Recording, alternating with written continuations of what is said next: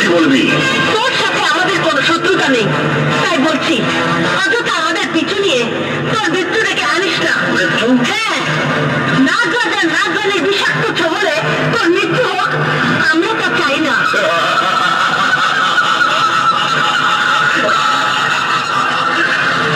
সাপ হয়ে তান্ত্রিক সাগরেকে তুই বিষাক্ত ছোবলে ভয় দেখাচ্ছিস?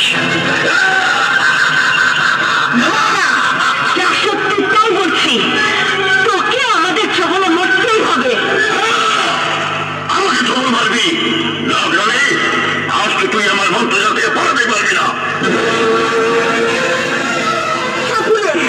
আমার নাগরাজ কোথায়? আমার চাবুকে বন্দি আছে। সাপুরে, তোর বংশের 14 পুরুষ আমাদের পিছনে মৃত্যুবরণ করেছে, তুইও মরবি। তাই বলছি আমার নাগরাজকে আমার কাছে ফিরিয়ে দে। আমি কথা দিচ্ছি, নাগরাজকে ফিরিয়ে দিলে আমি তোর কোনো ক্ষতি করবো না। আর আমিও কথা দিচ্ছি, তুই যদি তোর নাগগুনি আমার হাতে তুলে দিস, তাহলে আমিও তোদের কোনো ক্ষতি করবো না। নাগগুনি আমার হাতে তুলে দে।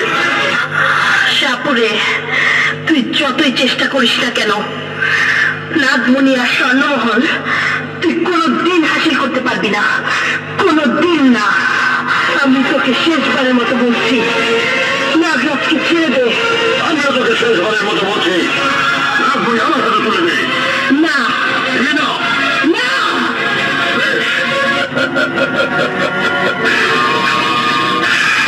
দেব, নিশ্চয়ই দেব, কিন্তু তার আগে এই স্বর্ণমহলে তুই আমাকে তোর রূপের ঝলকে